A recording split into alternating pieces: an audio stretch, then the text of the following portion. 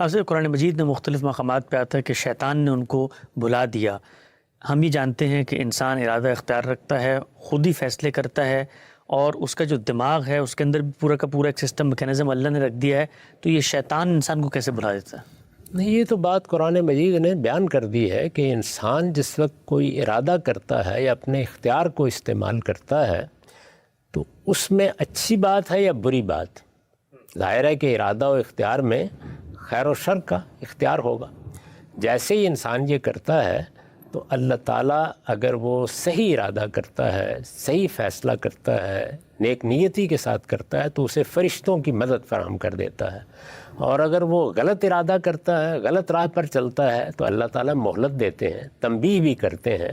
اللہ نہیں چاہتے کہ وہ غلط راستے پر جائے، وہ اس پہ اصرار کرتا ہے تو پھر شیاطین کو موقع دے دیا جاتا ہے۔ تو اس کا نتیجہ یہ ہے کہ بری باتوں کی طرف محاورے میں یہ بات قائم ہو گئی کہ شیطان نے یہ کام کر دیا۔ اچھا، اس لیے کہ ہم جب بھی برا ارادہ کرتے ہیں تو شیطان کو موقع مل جاتا ہے۔ یہ واقعہ ہے، اس سے یہ ایک تعبیر آ گئی اور ہر زبان میں یہ استعمال ہوتی ہے، عربی میں بھی ہوتی ہے، ہماری اردو میں بھی ہوتی ہے۔ اس میں کوئی حرج کی بات نہیں، کیونکہ یہ اس اصول کو بیان کرتی ہے کہ غلط راہ اختیار کرو گے۔